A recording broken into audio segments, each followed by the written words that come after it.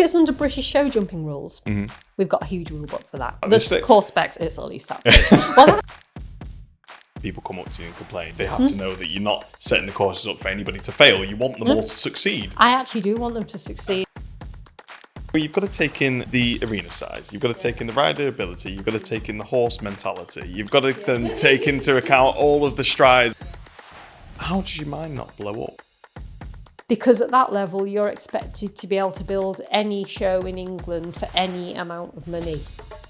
Sometimes some people build a lot lower to make people happy, but it's giving them a false sense of how good and how far at the training they are. And all of a sudden they're shocked at what 90 centimetres might actually look like. But riders will walk the course sometimes and, I'm going to get 3 strides in this. And I'm thinking, there's a 2-stride double. What are you riding, a Shetland? You know. So, Gill, thank you so much for coming on the podcast. Welcome. Thank you very much for getting me here today. It's not something I would have thought of doing in my life, but, it's probably ticks off a bucket list somewhere, Oh, I think so. I think you've got a lot of information that people will know. So let's start from the top. So what is it you do in the equestrian world? How did you get there? I started out when I was 7, having my first riding lesson for a birthday present. It went on and on and on from there every week. And then my brother decided to join in as well, and it got a bit expensive. So then we started, I thought we'd better get a horse because it's going to be cheaper to keep a horse than it is to have these riding lessons. So we did that. We got a pony, then we got another pony, and then we decided to buy our own it wasn't a house, it was an old office block from a Royal Ordnance factory, and we converted it into our own stables because it was cheap. And it went on and on and on. We were out competing every weekend. We did pony club, we did gymkhana, we didn't do dressage because we found it boring at the time. We did lots of show jumping, and we always liked coming home with all the trophies. And if we wanted to go the next week, we used to be able to win £2 sometimes when we paid 50p for entry fees. If we wanted to go, we had to win that money back next week. So it made us both very competitive. And then we got the riding school going at where we converted the stables from the Royal Ordnance factory. We converted it into a small riding school. Oh, wow. And at sort of 16, 17, I was sent down the instructor route to learn to get my BHS instructors things. And so I was able to do my teaching, and the ex-gymkhana ponies and the old show jumpers I had became the riding school ponies. Oh, wow. So I always encourage my riding school people to go off to the shows. We used to let them take the old ponies to the shows, like Bold Heath would have a riding club, and Longton Riding Club would have. And we'd take a wagon load of horses and let the students have the experience of going to shows on my old competition ponies. Wow. So that's where it all started. And then, so I used to run some little shows at our riding school years ago. So I started my course building probably when I was about 16, but I didn't know what I was doing at the time. I just thought it was great fun, and everybody would ride in from the local farms around, because we hadn't got horse boxes in those days as such. So everyone would hack in, we'd all have little prizes, and great fun was had. Those were the good days. Yeah, before it got too serious. Yeah. No pressure. No pressure. And then I suppose I started to specialise in show jumping. Mm-hmm. I rode for a dealer yard, so I used to be on, they used to bring horses along and say, I don't know what this one's done. I believe it might have jumped to Discovery once. We'll bring it up to the show for you. Let's put it in the ring and see what it does. So I had no idea what I was getting on. Talk of being like a crash test dummy. I would get on everything, take it round, think, yeah, that's all right, that one. We'll keep this one for a little while, or this one really should be doing something else, not show jumping, or this would be suitable for a nice novice horse for someone to take on. You could just place it a bit well. So it was an experience to get to ride so many different horses alongside my own. So there'd be days when I'd probably be riding 10 or 12 different horses at the show in one day. So it was like a production line. Wow. So you did get lots of experience. I bet you did 10 or 12 horses. Yeah, you did. Yeah, and you might never ever see those horses again because they would get sold off. So then I had my own. And they went down the British show jumping route, and they did well, and they nearly all ended up winning a lot of money, because otherwise we didn't keep them if they weren't. Mine were like motorbikes, unfortunately. I love speed classes. I always had the need for speed. So I really used to enjoy my show jumping. Um, and then many years later, somebody said, "Have you ever tried dressage?" And I thought, "Oh, this is really boring, really, really boring." And then, strangely enough, I went and did. It was a judge test for some examiners, so they could become judges, and they needed to make up numbers. So I said, "Oh, go on. All you've got to do is ride around in a circle, isn't it? And stop as you're going up the centre line. Go on, give it a go." So I went in and strangely enough got reasonable marks considering I had no idea what I was meant to be doing. Anyway, so on the return journey, the lady said to me, she says, "Have you thought of putting on a different hat and trying a different sport?" And I was like, Not really." She says, "Well, why don't you give it a go?" So actually, then another birthday came along, and I was given a birthday present of a lesson with a dressage trainer that was well known in the area at the time, and it went from there. So I ended up taking my show jumping horses into the dressage world Oh, wow. and doing both show jumping and dressage. Jeez. So for a good few years, I struggled with the show jumping because I was too bothered about being on the wrong bend or the wrong canter lead, or was this medium canter or extended canter, or was it bent round my inside leg enough? So it slowed me down too much in the jump offs. So I did quite a lot of dressage for a long while, and then they had this event, the British Dressage did, called Combined Training, which they do quite a lot of now at the sort of riding club level. So I went to the finals at that a few times, and I won at those because mine were show jumping horses. They were actually grade A show jumpers, but they also did dressage. Wow. And the horses, we actually got them trained up to like Prix St George and into one level.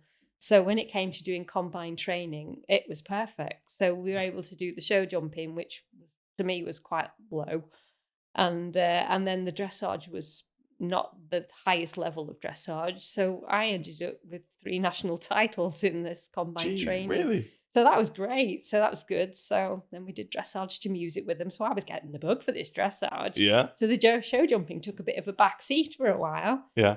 Um, anyway, so when we realised that we couldn't take horses out every weekend like we did in show jumping to do dressage because the points racked up too quickly and you ended up getting out of your classes before you were ready. Mhm.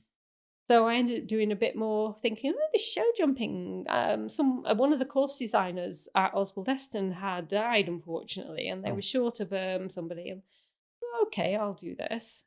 So I did it, and people were like, "Oh, this was fun. This is good." I was thinking, "Oh, it's quite good." Yeah. So then I was took under their wing by the higher up level judge, course builders of the time, and I meant to go through the British Show Jumping Association's sort of training system and got my initial qualification done. And then I went from show to show to show. I did lots of riding clubs, did lots for the pony club there. So being based at Oswald-Eston at the time gave me a really good starting point to experience show jumping in at every level that it came in. Yeah. And so Wow. it just went from there. So I was very lucky to have that as a springboard. So based with the experience in everything that I'd done when I was a kid, Yeah. and then taking it forward onto a more professional level later, everything tied up. Without all those experiences, I don't really think that you've got the background in the sport. You need that background to be able to put that into your courses Mhm. to make things fun, Mhm. as well as education for the riders and the horses on a more serious matter, but also to have that element of, I enjoyed that. Yeah. And that camaraderie in the background, so it's like, "Oh, I wonder if they're going to beat me again this week," or whatever. It's Yeah. nice to have that side of it still, although it's not as prevalent now as it used to be years ago. No. So there Wow. you go. That's basically it. So I do more course building, more course building. And so now it wasn't much point having my own horses anymore. I had a couple of years where I think I went out with my own horses about 6 times during the year. Mhm. And in which time you're keeping a wagon on the road, you're keeping your horses at livery. I was at this point having to go to visit the horses before I went to the show in the morning to maybe exercise them, but certainly hay nets, feed, everything needed. You then travel off to a show which could be an hour away. You had to be there about maybe 6 or 7 o'clock in the morning to get billed. then come home from the show, come back to the horses. Maybe if you hadn't ridden them, you've got to ride them. Mm-hmm. You go set them up, get everything sorted for the next day, and you'd be off to another show. And I'm thinking, when am I actually going to get time to ride myself now? Yeah. So we kept one as long as we could, thinking, well, maybe. And we ended up in the end thinking, what's the point? Mm-hmm. So I ended up staying just as a course designer. And that was the end of the show jumping, which was a shame. Yeah. But it was good while it lasted. Yeah. And the dressage as well. So it was the same. There was no point keeping the two things going. No. Wow. So yeah, so just course build now. That was a hell of an introduction. That was great. That was It took awesome. forever, didn't it? No, it's good. It's good. So you've done everything. I've done everything. You've done everything and more. Yeah. The only thing I haven't done an awful lot of was showing. Yeah. Now, years ago, I got a horse that it needed breaking in. Mhm. So it was when I was at Oswald Essen. So I broke this little Connemara Highland it was, this one. So, and I broke it in, and she said, would you like to do the first competition on it? So showing. Well, what do I do for that? Right. So she says, well, gave me a few pointers. I was like, okay, I'll give this a go. Yeah. Anyway, this thing went in and it won. It was the cutest little bundle of fluff. It was ace, and I'd broken it in. So it was lovely. But I'm standing there and the judge is pointing at me and I'm thinking, what's this all about? What does she mean? And all this. And the owners on the side were jumping up and down. And I'm like, what did they mean? And then You didn't know what was going on. Because I'd never done dress showing in my So life. I assume pointing at you It was was like, you come into line up, you won it, or I want you in first to Yeah. do your show. Or I don't know what happened that day. So it was quite funny, and then I did this. So I thought, okay, I've done showing as well now. Yeah. But then later on, obviously, I've done the course design now for the working hunter that's gone to the course of the year show and that. So Wow. I do understand showing now, but at the time I was so green as grass as far as showing, because it's one thing I'd never done. So that's my weak spot, showing. Is showing. Yeah. But then doing what you do Yeah. now. Yeah. All of your experience. It's all led into. It makes the whole package up, doesn't it? Yeah, definitely, Yeah. 100%. Yeah. That's so when you said you were I know you've done the dressage and everything at the moment, but if we're talking about the course building, did you ever used to do any show jumps and you thought, this is a bit boring? This could have been better here. Yeah. This could have been. Yeah. Did you used to think that Definitely. when you were at a younger age like that? As well? Yeah. I'm thinking, all I've got to do is gallop all the way around as fast as I can. Yeah. What's that actually doing? Yeah. It's not a gymkhana race. Why have I got to gallop to win this? Yeah. And I'm thinking, and then other days you'd go and there'd be a little turn you could sneak in, cut over that fence. Mm. And you think, this is more fun. Yeah. So now taking that back to grassroots, where I used to think, this is boring, or, oh, that was fun. I now try and encourage a little bit of everything in my course. Mm. So in the, let's say, call it the jump off section of a competition, I always like to have a couple of good long gallops maybe, but also a couple of options where they can make shortcuts, do turns. But I don't want to make them do that, because if they're on a young horse, I want them to not have to do that. Yeah. And get time faults. Yeah. But for them that want to win it, I'd like them to have the opportunity to test their skills of being able to have the schooling behind the horse, make that turn, still clear the jump, still land, and then maybe kick on for the next jump, whatever it might be, and just make it fun again. Yeah. Because it's not as fun as it used to be. Why? What do you mean? It's the producing the horses. It's now producing horses. They produce them for a lot of money. Mm-hmm. And everything's on a rhythm. It's in balance. And it's lovely to see. But the fun in the sport is only now, it seems, at the real high level or the basic level where the kids are coming up in Pony Club. They have to see a lot of fun there. Yeah.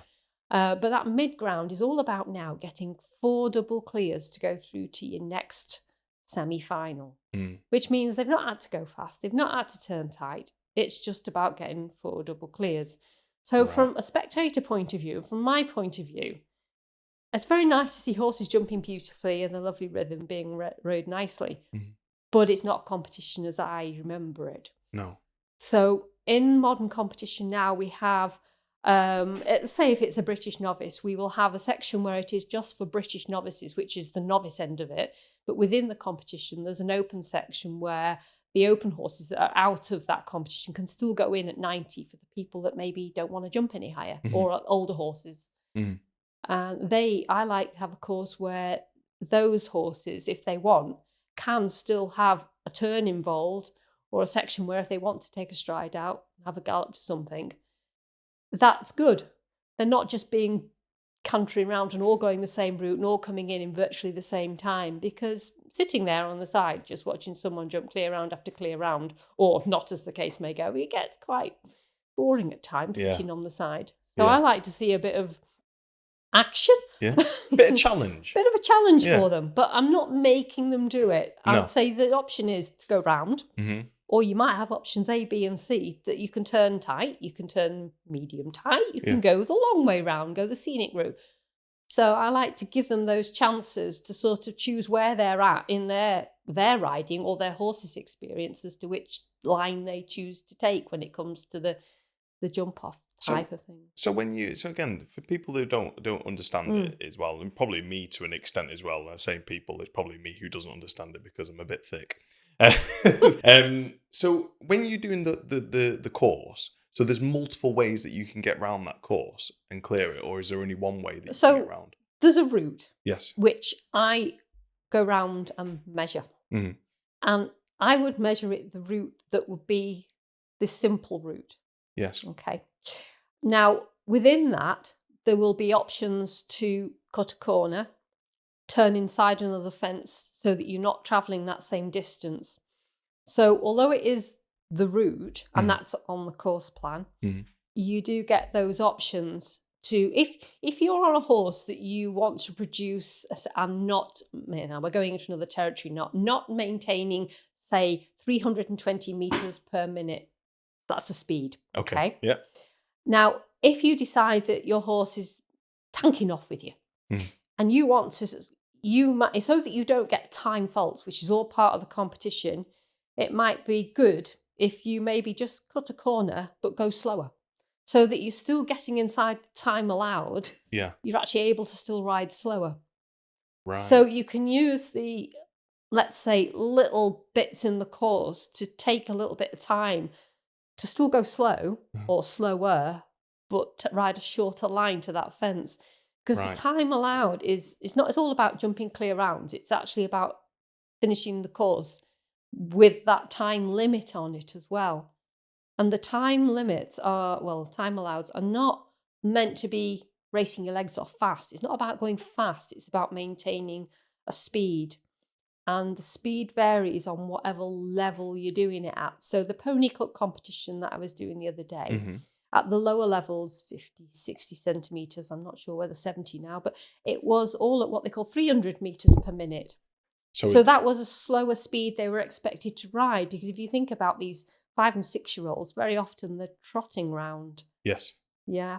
So a fast trot will probably get you round inside the time allowed. But if you go into every corner and use too much arena, you may get time faults. Right. But if you kept cantering, you've not got a problem, because the way I've measured it. So that's part of the competition, being able to keep the rhythm, the line to the fence as it's meant to be ridden. That is part of riding and jumping. It's not all about just having the fence down or having had a refusal. It's about completing it within the time that's set.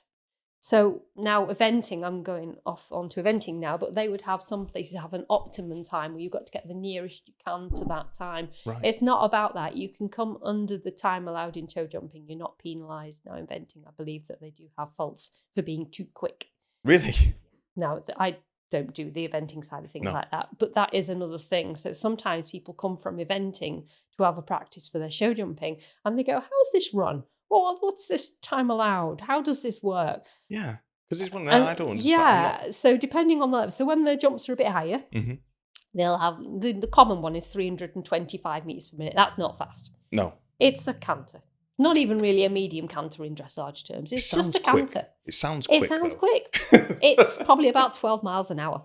Oh, right. It's not fast. No, not too bad. But if you decide to canter into every corner, stop and trot and change legs, you're going to get time faults. Because, again, part of the question of jumping the course is the flow round the course. Yeah. And being able to have your horse schooled at that level, that it can flow, keep jumping at that rhythm.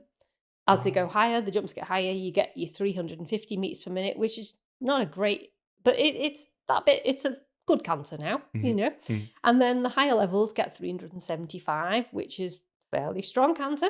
And also at that level, you start maybe not wheeling the courses out into round the corners as much. You start expecting them to take slightly shorter routes into the jumps, Right. because there are more experienced horses that will do flying changes everywhere. They land on the correct canter leads as they land over a jump. They're not having to trot, change legs. Jeez. So it's all part of it, that it's not all about those fences on the floor. So it all adds up to the score at the end. So you might come out with a pole on the floor, which would be 4 faults. Mm-hmm. You might have been too slow. So the time faults are then awarded normally at 1 second for every 1 second. 1.1 fault for every 1 second over the time allowed. So you might Right. come out with 5 time faults as well. That's because you were too slow. Right. But now do that a few times and you'll start to look at the lines and think, I could have easily just turn around there. I didn't need to go around that jump. I could have saved myself my 5 seconds or whatever it was, and still get inside the time allowed without necessarily turning tight. So when you walk the course, there's a lot in it. I was going to say, when my you walk head's the just course, blowing. you're blowing your mind. Yeah. Your learning curve I'm about learning. horses is increasing, isn't it?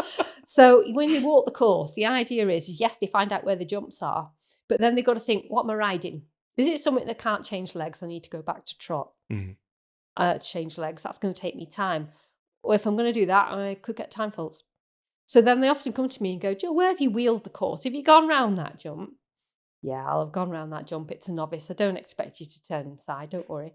But they still have to think, I could be trotting around some of these corners trying to change legs. So they actually need to walk the course thinking, I could do with doing a turn here or there. Otherwise, my lovely clear round over the jumps is now going to end up with time faults on my record for everyone to see that I've got time faults.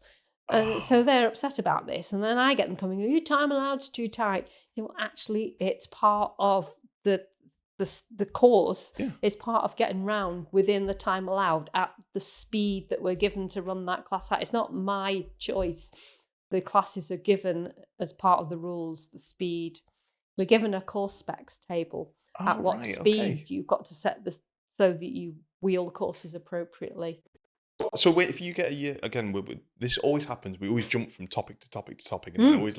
So when you, let's say, for example, you get someone, organization come to you and say, "We want you to build this course." They'll give you a spec sheet. Is that what you mean? Yeah, sort of. So if it's under British show jumping rules, Mm-hmm. we've got a huge rule book for that.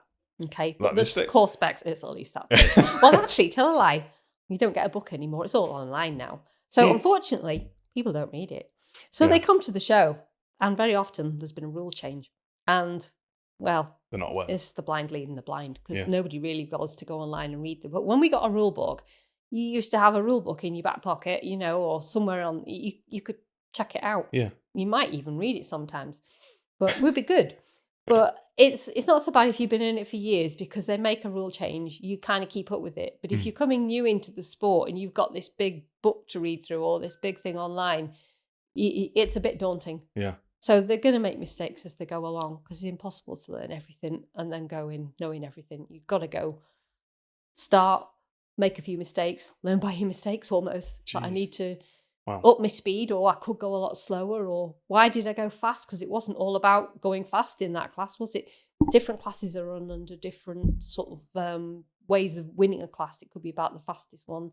You might get time added for your fences on the floor rather than faults. There's all different competitions, which, can be fun. Yeah. Trying to get your head around that. If you've come from, say, eventing and they don't necessarily have this, even people coming from Pony Club, they don't necessarily see some of this until they get into the affiliated show jumping. Right. So very often for unaffiliated show jumping, which is where it's not under rules as such, the show jumping organisers can say, you know what, today, although the rules for the British show jumping say they're going to have 2 refusals and be eliminated, we're going to have 3 today. Now, that's not for me to decide. The judges have to ring the bell when they get 3 instead. Right. But it's nice, And I really don't want so many fillers in, because I've got a lot of novice people coming. Well, that's fine, because it's not their own rules, but we make it nice and kinder for the new people coming into the sport. Yeah. But the realistic side of it is that if they're going to go on, they need to be learning. They've got to keep the canter going. They've got to jump some fillers. They've got to educate their horses to ride past the banners on the side of the arena, and be used to maybe arena party working on picking a fence up that might have just blown down while they're going round, or a cameraman in there. It's all part of learning. And then they come and go, oh, but this happened and that happened. And you think it's part of what happens. It's life, isn't it? Yeah, I remember going back and changing it now. But when we were kids, we were doing a cross country of all things. Yeah. And I was cantering around to this fence, and there were sheep in the field at the time. And some sheep wandered in front of the jump that I was about to jump. Now, I actually seem to remember I carried on and jumped it. Did you? There was, Jump the sheep? I can't remember where the sheep lived. It's fine. I can't remember if it was under me or what, but I thought, I'm not going to have faults for not jumping this jump because a sheep's gone in front of me. So I just kicked on and carried on. Yeah. Now, experience, isn't it? Is your horse going to suddenly go, oh, sheep? Yeah. Or what was good? But it's doing things, isn't it? And getting the horse used to it and getting out there. So as it happened, it did create a little bit, well, what we're going to do. So I think next time the sheep were rounded up and put in a pen somewhere so this didn't happen again. Yeah. But things happen, and you've got to, I was doing, again, I'm going off again. I was at Royal Lancs Show, and we were doing a competition, which was a gambler's stakes. And we had little things on top that told you that the joker was for 200 points. And it was this triangular wooden thing. A joker? That's a joker. What's so a if you joker? jump 200, you jump the joker. The joker is a fence that if you risk it and jump it, you get 200 points. If you knock it down, you're minus 200 Is points. this in eventing? No, this is show jumping. Okay, so you added another aspect now. This is two stories going on together here. So, right. So what happens is you this is a type of competition that we haven't gone into yet. Yeah. But you might get 10 points for a smaller fence, 20 points for a slightly bigger one, and every fence has a score as you go around. But this joker fence, which stands in the middle, and it's normally, it can be a precarious fence, it can be the most spooky fence. It could be a sheep. It could be it. Well, hopefully this is show jumping, so hopefully we've got no sheep. But well, anyway, this is where two stories go into one. So this has a 200 marker sat on top of the wing that this is the only way of doing it, to mark up. Mm-hmm. And it was windy. And of course, me being competitive was like, there's quite a lot of money on these classes in these days. This thing blew off in front of the landing point of the jump as I was about to come to it. And I'm thinking, if I knock this down now, I'm -2. Am I going to jump it? Of course I'm going to jump it. You go for it. So this thing's blowing off in the wind, landing in front of my horse is about to take off, to the crowd's amusement, all cheering and that. And I jumped it. So I got my extra 200 points. Well, I was happy, so I think somebody scampered in and suddenly got the marker out of the way, because you're allowed to jump it twice, you see. So, I mean, this is good, but this is the sort of thing you've got to make those split-second decisions. Is my horse ready to suddenly duck and dive and cope with whatever might have happened? Yeah. And just keep going? Yeah. You don't expect a novice to do that. No. But it's amusing for the crowd and those sort of things happen. It shouldn't happen, but it does. Things happen. Does show jumping crowds does show jumping get like a bigger crowd than eventing and dressage, you think, because of that? I don't know. I mean, eventing and that is, I don't know. The people that come to watch now are usually the grooms, the mums and dads, owners, friends and family, maybe. Oh, really? Abroad, they'll pay to have seats, so you'll get big grandstands full of people. Jeez. Now, in England now, we don't get that very often. Why do they Great Yorkshire Show, Why? It's a spectacle. The shows where they had general public watching generally died off a lot now. We're entering a new subject now, because generally they're on grass. Right, we'll stop We there, will because tackle that one later. We'll go back. Let's go back to the yes. actual how it all works and We went off we piece jumped there, didn't we? Yes. Yes. We jumped. Yes. So you just said then. So again, I'm not a jumper. Show jumping. My wife and kids, they do the dressage, and obviously they're in pony club as well. Yes, where we met. that's where we met them. So as I understand it, you can go around in a clear round and get points for that, and as long as you're under the time limit. Yeah. Have I got that right? So hopefully you get a clear round means you've left all the jumps standing. Yeah. You've done the route Yeah. with no stops, hesitations, resistances. Yeah. And you've got inside the time allowed. Right. So and you didn't start before the bell. You didn't break any rules. You've got a clear round. So you get points for that. And then you don't get points. You just get clear round. So when you get, it's more faults for show jumping. Right. So okay, if they've had, so points is probably thinking more of that from eventing, because they convert faults into points in some of these things. Yeah. So no, it's just about getting clear or faults if you've done something that you shouldn't have done, like have fence down, stop, turn a circle. Right. So you're penalised on the mistakes You that are you penalised on the your mistakes. Yes. And then on that other one where you just said with that Joker, is that a different type yes, of that's a of different competition? format. There's lots of different formats of competitions Yeah. within show jumping. So that one was a unique one. Yeah. They used to do it a lot in the day, and it was a great crowd pleaser for these It sounds bigger it. county shows Yeah. that used to be up and down the country. I used to be able to go to a county show up and down the country, but nearly one every week. And they would always have a speed class, which was always I used to love speed classes, really, because they challenge your thinking, quick thinking. What am I going to do if that happens? Right, I've got to go to course B now, quickly in my head. You would walk the course thinking, right, I'm going to do the route that goes from the jump with the 60 points to the 70 points. I'll jump the 10 on route. I'll jump the Joker. I can jump that twice. I've already jumped that jump a few times. So you'd have a little route in your head. So you had to challenge yourself to work out. And also you have to think about, can my horse turn that way quickly? Can it not? Am I going to... You have to... And then if you've obliterated a few fences en route, you have to think, what's left to jump? Right, how can I link these? And you have to do it very quickly. Now, most riders, they don't do this competition anymore. It requires a lot of quick thinking. It sounds awesome. A lot of quick thinking. It's great. Yeah. And the crowd, great. And the poor commentator is trying to keep up with adding the scores up as they go. And then, oops, the Joker's come down, minus 200. So then they've got to suddenly think in their head, what are they on? And they've got to take off the scores. Oh, why have they stopped it? They don't stop it. They just don't do it often enough anymore. Why, it's great. That sounds amazing. It's amazing. And there were so many competitions, fun competitions like that. The list is endless of the competitions like that we used to do an awful lot of. And they used to have one of these type of competitions at most of the county shows. And the crowd were like, way, oh, and then they, it was great fun. And then they'd also have the Grand Prix, which was about proper big jumps, good jumping, and a good jump off at the end, hopefully. Yeah. So a different type of format. So you've mentioned jump off a couple of times. Yes. What is a jump off? What is a jump off? So in old-fashioned days, we had, or we still do actually, we have a competition which generally run under what they call A7. Okay, this is the table where they run a jump off in the true sense of the word. So it's a class that will be run generally over 2 rounds. First round, you jump all the fences, all those that are clear rounds, will go into the jump off. Now, the jump off was usually, it's over the same fences, but a shortened variety of the course. So they might only jump, if you jump, say, 10 fences in the first round, you'll jump, say, between 5 and, say, 7 in the second round. And the course designer, we've decided on the jump off route because there's options, there's turns, there's things that people can win or lose the class on that make it a bit more exciting. And out of that, you get your winner. So then it's on time. So although there's a time limit, so you can go around the houses and you go, everybody else in this jump off has had a fence down so far. I'm going to take my time because it's still about the clear rounds that are going to take the higher prizes. Yes. So they may decide they can still win this class by going the long-winded route, leave all the fences up.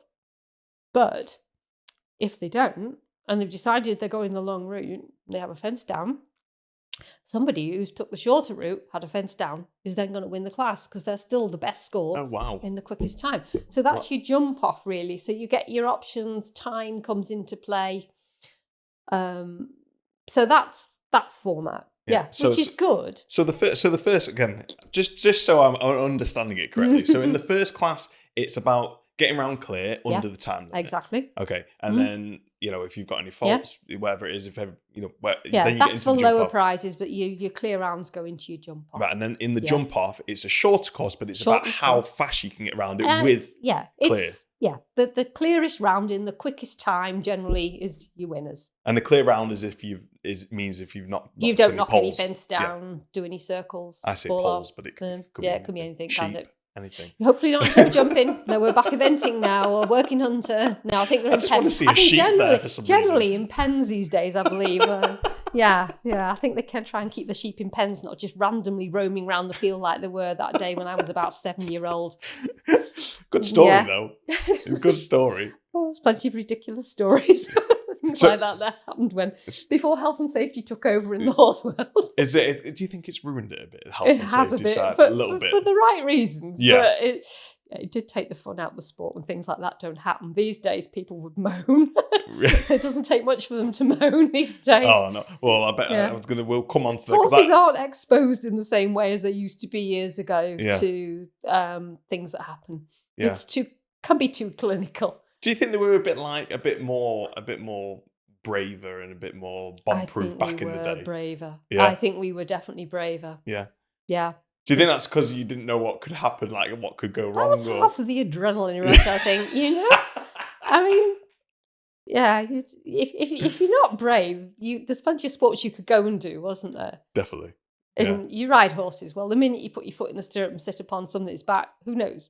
There's that element of it, isn't there? Yeah. And then what are you going to do when you get up there? Are you going to go over the jumps, or are you going to do showing, dressage? There's all sorts of things you can do once depending on your horse, depending on what you want to do. So degrees of difficulty, degrees of expertise. I think it's yeah. We all have our niche, and everybody always says to me, "Oh, you all know them. They've got horses." The horse world is so vast. It's like, do I know anybody in racing? No. Everybody. We're all little groups, and there is a small crossover. It's like when I did show jumping at a high level and dressage at a high level. Yeah. I got there. I've just been beaten by a show jumper, as if to say, from another planet.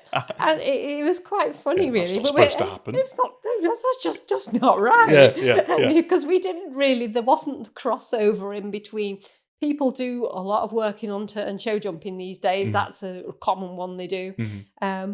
But I don't know many people, for instance, who do racing and show jumping. There is it's quite good when they do. But no, everyone tends to, once they've got past Pony Club, they tend to specialise more in showing or the dressage or the working hunter eventing or show jumping, whatever their path has taken them down. Yeah. I mean, any of it is great, but like you said, if you're doing different disciplines in that sort of sense, it could complement each other rather well in certain cases. Yeah. The background that you get when you're in hopefully Pony Club, they've made you try everything. Oh yeah. And as a kid, I'm going to a rally. Oh, boring. Yeah. But actually, maybe you actually find that it was quite fun, actually. Yeah. Just because such and so said it's boring. Yeah. And you go, you look at it, you try, and you think, oh, I quite enjoyed that, actually. And then you might find yourself going down a different route. Yeah. Yeah. So that's why Pony Club's good, because it makes you have a go at everything. Love Pony Club. Yeah. Absolutely. It's good. I think it's fantastic. Yeah. I mean, I don't think it's so fantastic when I'm like running around these massive like Myers Co Olympic size arenas. That is a struggle for me. You fit. Well, you would think, but apparently not.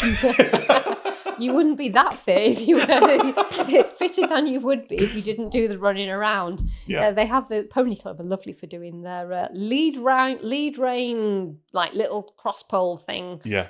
They used to say they had to be for under 10 numbers. And I always used to think this class was amazing. And it still is. They've done it a few times recently. And I actually think is the parent is usually clinging on to their kid who's about 4-year-old, steering the pony, running as fast as it's like, fastest parent wins should be the name, really.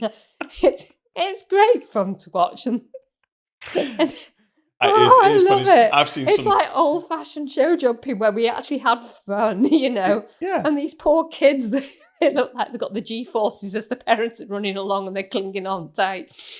I like it when it's the other way around, though, when the pony goes too quick and then the parent can't keep up and the parent just face plants right into the sand. Which is the laugh is sometimes they want you to do cross poles because that's often their method of we'll do cross poles for this. Thinking, hang on a minute, the pony's jumping the little bit in the middle. The person who's leading is actually jumping the higher bit on the side. But you have to think about that. Yeah. You have to think about that, I assume, when you do these. So actually maybe a cross pole, a straight one would be better really, but it's part of the fun, isn't it? I think it is. I think that's and it makes the parents keep fitter anyway. Well, is it or break an ankle or something when they're trying to jump over the poles? That's happened to me. Well, not broken ankle, but I've face planted you've got a few good story times. to tell, though, haven't you? Not as good as a sheep especially story. if it's on video. Oh well, this is why we do it. It's always good it's all when documented. they do videos. Yeah, it's good. Yeah. But yeah, so going back to it, so we've got the your show jumping, the clear round, and that format. Yeah. So You I were was going probably on different formats of classes. different Okay, formats so classes. Yeah, yeah, that was we it. another one I used to love was called a Table C class, and that was right. So speed. It's all about speed. Speed, Yeah. love it. So instead of having a fence down and getting 4 faults, Mhm. you got 4 penalties, which was time 4 seconds added Right. to Okay. your time. Right. So in your own little mind, you're working around like, do you know what? Even if I turn in there, I'm going to save 10 seconds by turning into this jump and knock it down. I'm going to have 4 added. That means I'm still going to be quicker than them that have gone round. Yeah. Aye, that's good, that class, because Yeah. it's added so much of an element of it. That's still popular. That it's not as popular as it used to be. It's a shame. But the trouble is, you're treating horses a little bit like motorbikes. Mhm. But some horses absolutely love it. Yeah. I mean, my horses used to love the twisting and turning and speed. Yeah. You know, they used to enjoy. That's what I used to do a lot of speed classes. I Yeah. used to love it. I like the challenge. They were very quick thinking horses. They were often quite small. They weren't the big 17 unders. I had 15-2, 16 unders. 16-2 was a big horse for me, but then I'm only knee high to a grasshopper myself, so I don't need a big horse. I enjoyed the speed classes, and it was the fun behind the scenes that you had, Yeah. laughing and joking about what you did to try and save time. Great fun, but they don't do enough of them these days. But they're trying to produce horses beautifully these days, which I appreciate. Yeah. It is lovely to see the way they produce the horses these Mhm. days, and from that you have to applaud it. But there's certainly horses that actually are not necessarily going to be the highest jumping Grand Prix horses in the world, because nobody can all be brilliant at that, Mhm. and actually are better suited to the speed horse route, Yeah. and Yeah. do that and have fun. And it entertains the crowd. Yeah. Yeah. That's what it is. Do you find do you think a lot of these these shows aren't as popular or about because like health and safety side? Do you think that's what it is? Yeah. Yeah. Yeah. It's just the way it's gone. It's not a shame. It's good that they've had to think about these things. Yeah. Yeah. But it has taken away some of the fun. Yeah. There was days when, in these bigger shows, we had a ride and drive competition. So again, horses will go round table. The horses will be run under table C. So basically, it would be time added if you had fences down. Mhm. Then you jump off your horse. You jump on a quad bike. What? Yep, Really? on a quad bike, and you would scoot round a course that we'd put out with bollards with balls on the top. And obviously, you get through the fastest time. You knock a ball off, you'd get 4 seconds added, whatever they chose to add. Jeez. Really. So that was great fun. Wow. But now, health and safety, you can't do it. No. So because you've got to have your quad bike license, and the show's got to be insured for all this.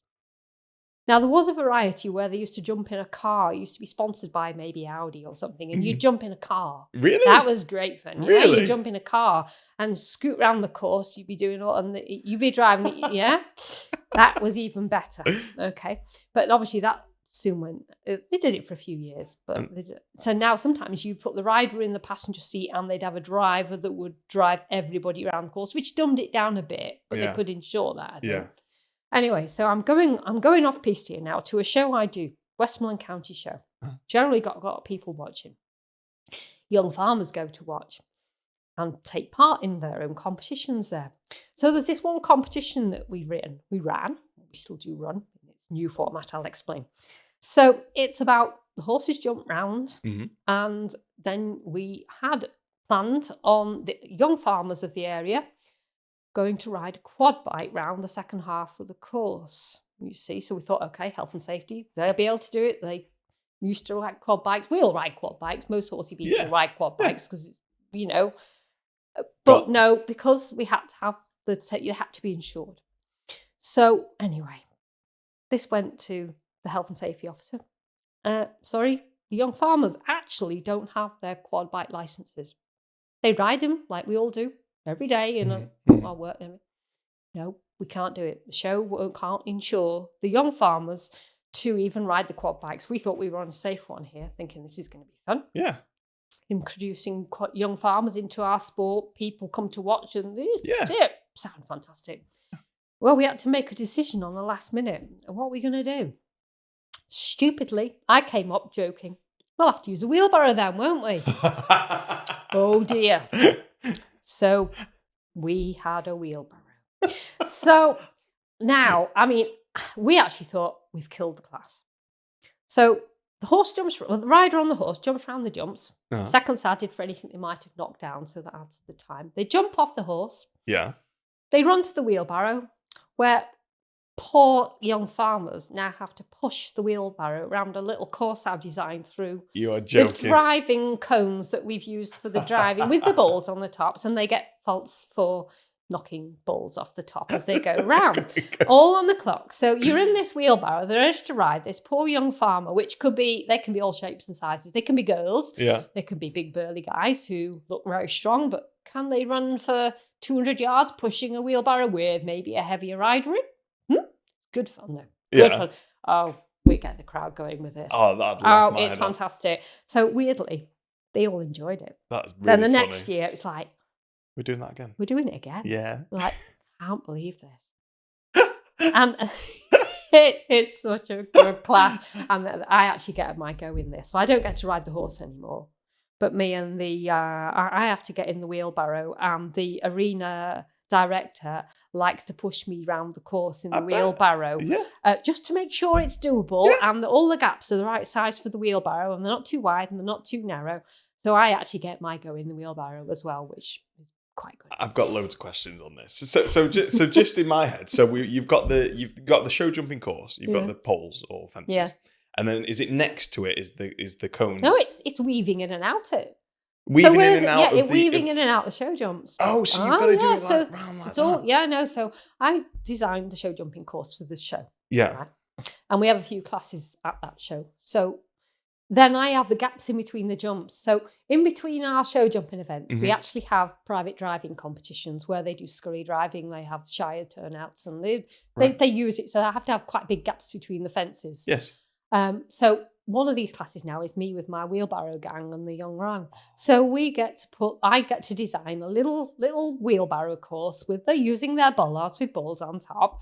And I put it in between the show jumps, hopefully where it's not too rutted where the horses have been going with their feet, because otherwise, people could get upended out of a wheelbarrow accidentally. Fair enough. Maybe it's just good fun. Yeah. So it adds to the entertainment. So I designed this little twisty little course. Yeah. With a little serpentine on the end or something like this, and they're loving it. And I'm gonna do that with the kids. I'm gonna do that with my lot here. Fantastic. That'd be great. Yeah. Come on, get around this course as quick as you can, and then we'll put you in a wheelbarrow and we'll go. Yeah. They'll Yeah. love Your that. mum or dad to do it or something like that. I don't think my mum would probably have to carry me. I don't know. Keeps me training, you see. So with That's it anyway, awesome. there's a funny little story comes out of this was it this year? Might have been this year. So this is Westmoreland County this year. So the horses jump, the rider's done a good round. The rider gets in the wheelbarrow, and the young farmer they have to draw lots for who's going to go with which rider. They draw straws. Uh-huh. And he sets off. Well, there's this fashion where jeans kind of aren't up to the waist and the crotch is quite low. And For the farmer. the farmer is. Okay. So the farmer starts running, and inevitably we could see it happening. The trousers are getting lower and lower and lower.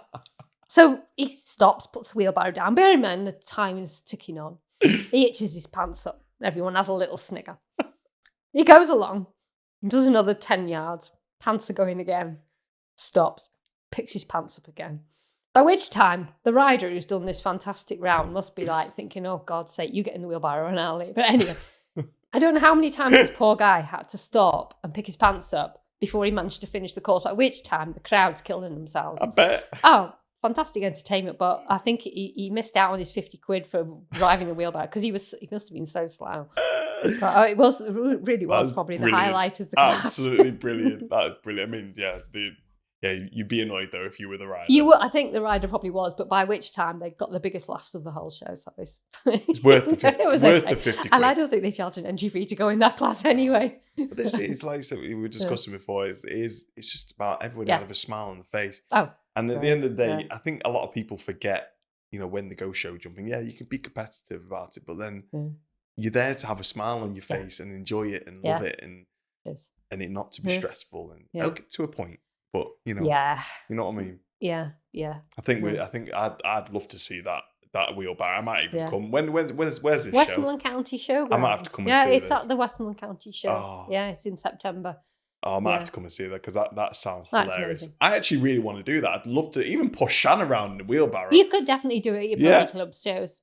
Yeah, Oh, definitely do it. if we ever do a pony club one, then again, you should really, Well, really recommend that. It's awesome. you see, I get to do some of the team jumping pony club shows, Yeah.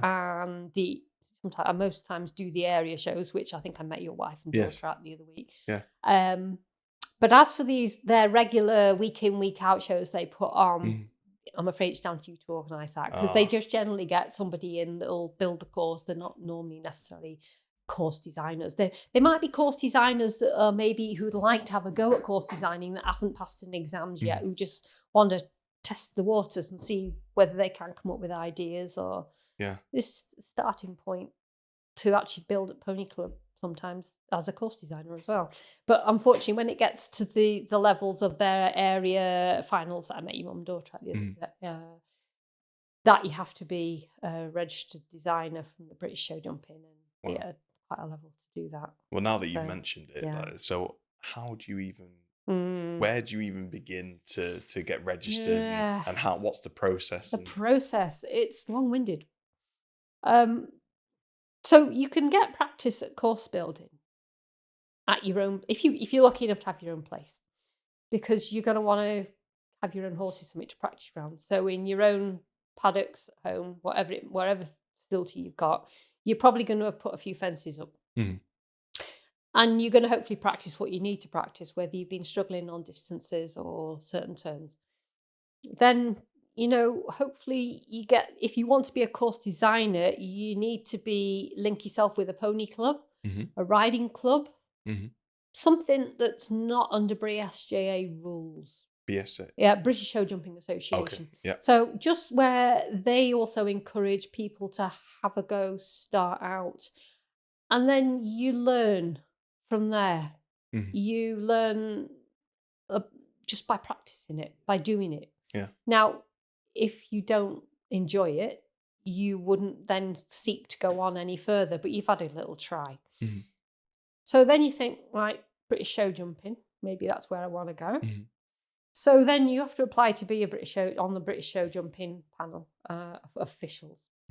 And then they take you down to their training centre for a couple of days, and they put you on a course where you sit and listen to all the rules and regs and what you should and shouldn't be able to do and everything. And at the end of it, they do a small exam, which can often qualify you to build some shows that they don't seem to get much chance of doing it, but what they call club shows, club shows. They don't get much chance of it, but that's where they can then go out and practice under rules, British Showjumping rules, that is. Then after you've done a bit of that, you can then qualify for another exam. You can go from your level 1 to a level 2, at which time you're building more proper affiliated shows. Then you'll take another level 3 exam, which means then you're allowed to build higher jumps and for more money, as in prize money. Yeah. Then once you've done another couple of years at that, each time you're assessed in the field. Sometimes there's an exam, written exam as well, an oral exam. And then they come out to assess you at some given show. They could just turn up at any time, really. They ask you for, say, 6 or 10 shows that you're building at during that season that tick the boxes, as in they need to see you build at a certain level, high courses and things. And then they could just turn up, the assessors can just turn up on that day, and you need to have all your, everything in a line so it's ready, everything to say, I've done this, I've done that. Then they come and assess you. And then from that, at level 4, they often assess you a couple of times. So they want to see you maybe building at a more of a novice show, and they also want to see you building at a higher level show somewhere, see you being challenged a bit more with different types.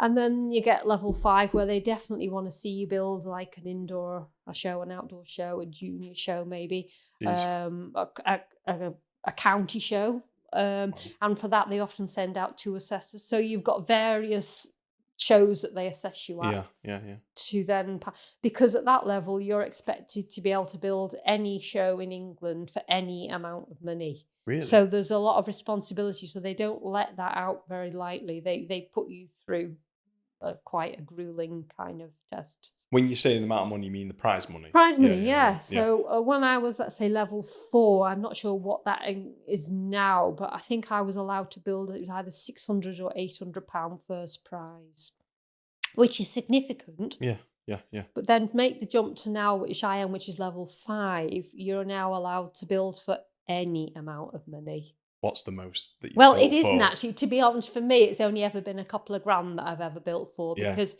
they generally take you to these huge shows where there was more money again on. Yeah. And I generally stick local. So there's Mhm. course designers that generally do the big shows where the big money goes. Now, I am able to do them, Yeah. but on my rounds, I tend to stick with more local shows than Mhm. I probably was intending 2 years ago. What is the biggest amount of prize money that you can win in Uh, like the show jump? Thousands and thousands. I Really? think the Derby might be about 60,000 now. Is The it? British Showjumping Is Derby. It it? might even be more, actually. Bloody hell. Yeah, yeah. Maybe I should get the kids no. doing that. And then if you go abroad, I mean, that can be chicken feed. The money they can win abroad. This is why they go abroad a lot these days. There's Yeah. a lot more money on offer abroad. Really? But you've got to afford to get out there, haven't you? And, That's you another. know, That's another so story. the ones you can win more. Yeah. But there's that's quite a rigorous process to It go is through a then, rigorous isn't it? process, and you really do need to understand the schooling, the grounding, the levels of the riders that you're dealing with at that particular show. Yeah. It's not about, I think you could probably teach someone on paper to design a show jumping course. Mhm. The reality is when you get out in the field and you have to make it work, Right. and the material that you might be given, thinking of suitable material for, say, number one. Yeah. Number one years ago when I started was always the straw bales or a brush filler. Now, so these days, you'd only ever see that in Working Hunter or Eventing, even, something like that. Really? Yeah. Because it's changed so much.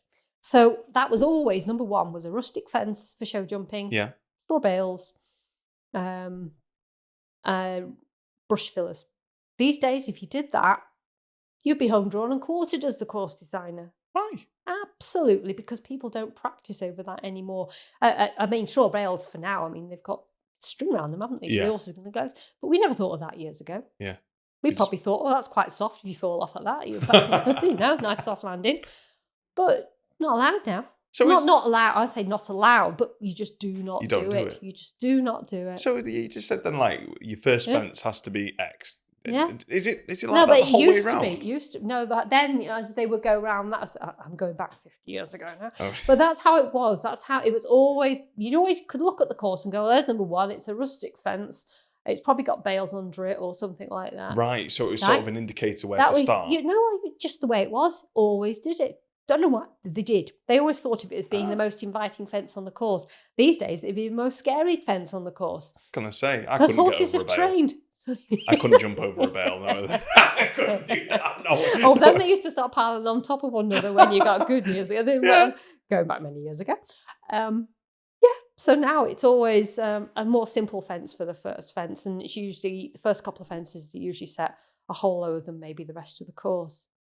Wow. Now, years ago, we never had the course specs. We get a list from British Show Jumping. A British novice, for instance, they'll give you that it's 90 centimetres, 80% of the course has to be up to 90 centimetres, which means, and then you can't build anything lower than, say, 5 or 10 centimetres lower than that.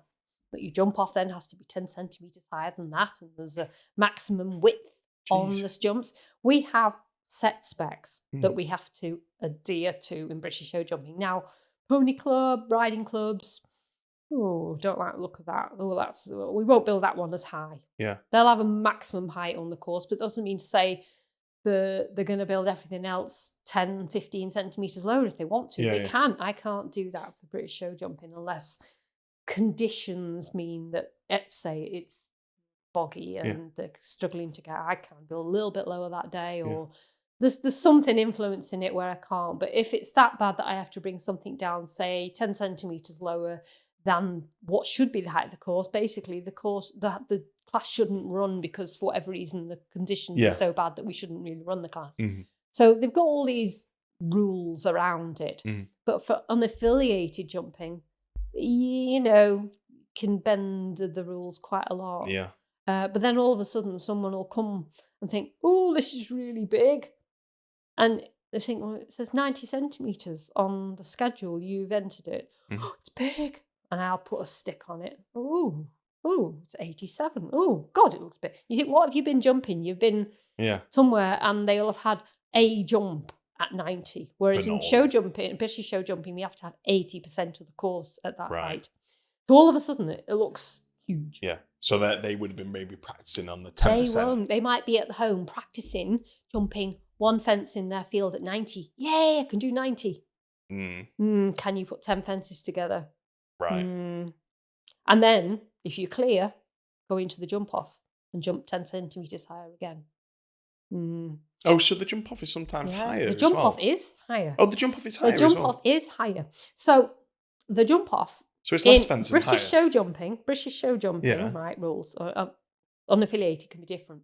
British show jumping rules is 10 centimetres higher in many of the competitions in the Really? jump off. So the fences go up 2 holes. Oh, geez. So that makes a big difference. So people enter a competition and see, oh, it's 90 centimetres. What they haven't banked on is that there's actually probably 8 of them 10 fences at that height with some spread on it as well. And then if they go clear, they have to go into something that's another 2 holes higher again.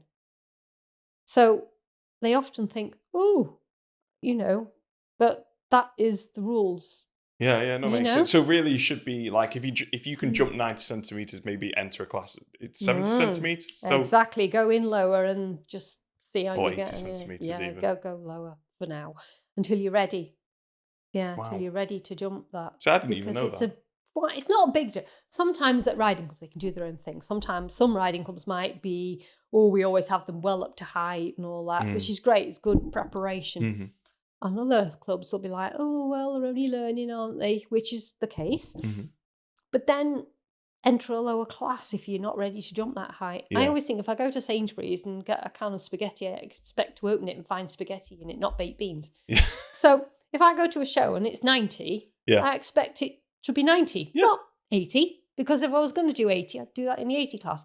So when people come to me and go, oh, it's terribly big, I'm thinking, look, come on, I'll measure. I'll put a stick on it for them.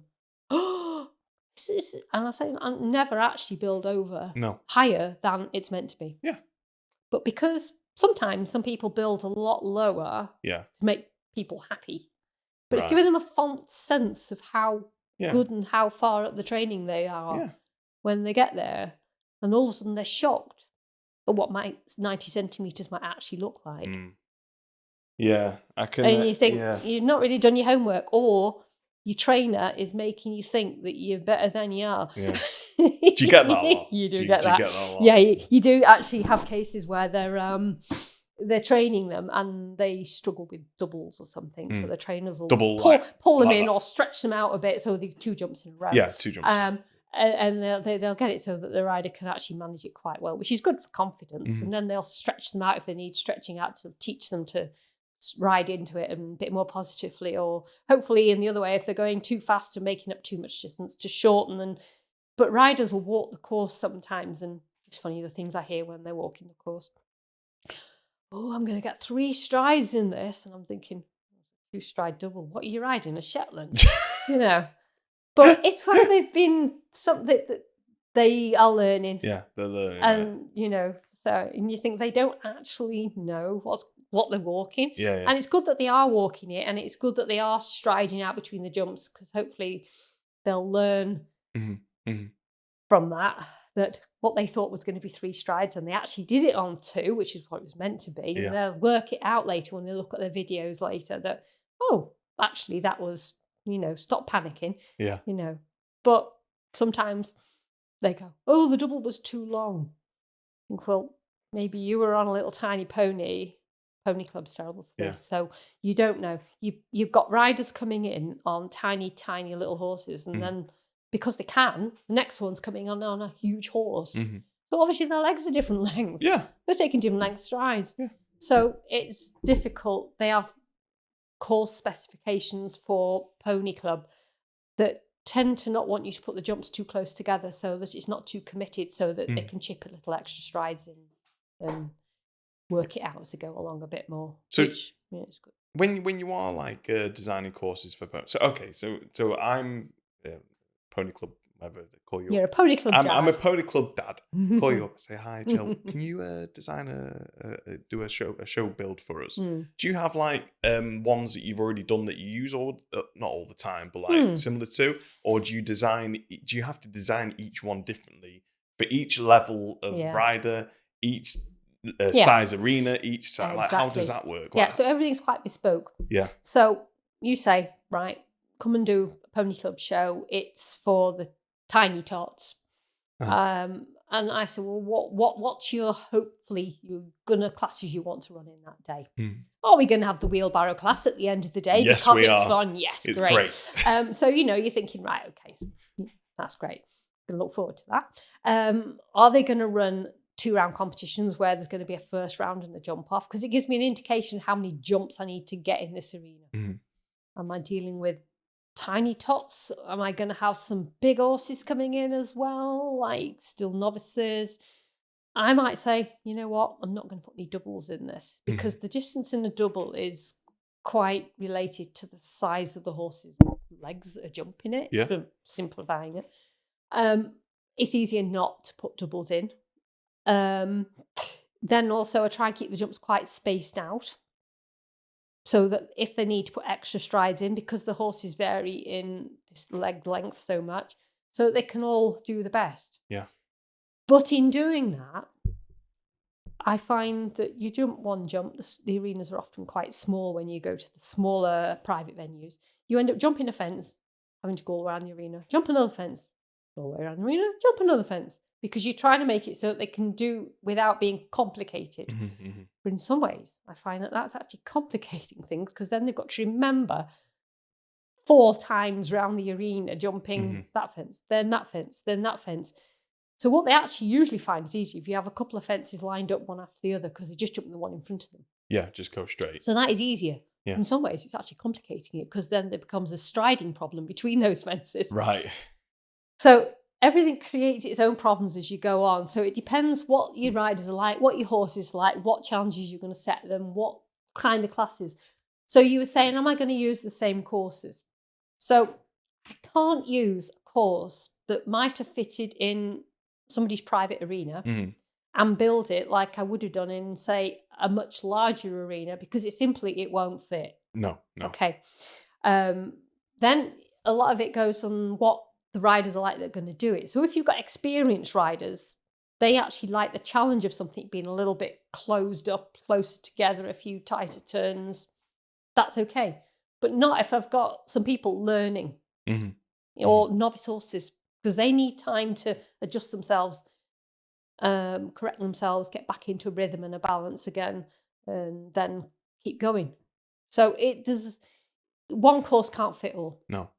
So everything's bespoke. So if I have entrances in a funny position, or I know at some shows I've got a fairground in a corner, or I've got the pig judging, or cows is a common one, I have to be careful what I'm sending in that direction.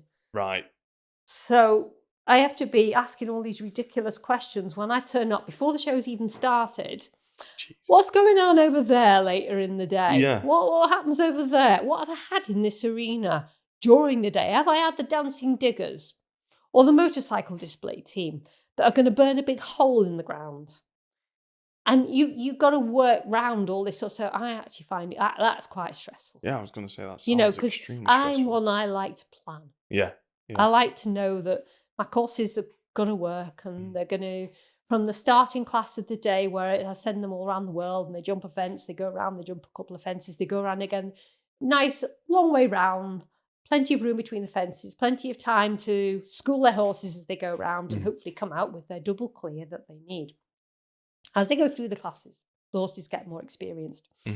So your fences often get close up quicker together. And I might not actually move the fences, but I might join fences up that I wouldn't otherwise join up for the novice horses. Right. And then as they get a bit more experience, I might then start sneaking in a few of these options where they can turn in tighter in the jump off section of the classes. Yeah. Which I might not necessarily have put in the British novice end of the scale. And so you start asking little challenges just behind the scenes. They're not always noticeable, but they're there to be had as they get more experienced. And why was I expecting, well, on that line, they have to maybe change leg. On another line, I'm thinking, well, that would be too much for the British novice to change leg there, change line, change leg again. You're asking a horse to become disunited and out of balance. And it's things like that that you could not really teach in a book and school environment. You need to have that experience. Yeah. What are you actually asking them to do? Yeah. Is that possible at that level? Do they want to be challenged? Some actually want to be challenged. And that's quite good if you know that you're not going to build the jumps too high for them that particular day. But if you've got to be careful what you do and where you do it. You've got to be so mindful of the things around the arena that suddenly spook them or might spook them, or they're going to be so scared of that corner because they've got the cows are in that corner. They're not going to get into that corner to get out of that corner over a fence. So don't try and build something big and wide coming out of that corner because they're not going to get out of it and get cantering good enough. It's got so much to think about. It sounds incredible. Yeah, so we have the judges come in when I built the course for a class, and certainly at the high levels. They don't do it very often at the lower levels, but they come in and they'll walk the course with you, and they are there to make sure everything is tickety-boo. And they like to know the course is built to the height specs and that. And sometimes we have a tolerance.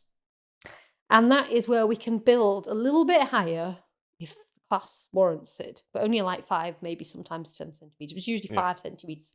And that goes up or down depending if the people are not turned up that day.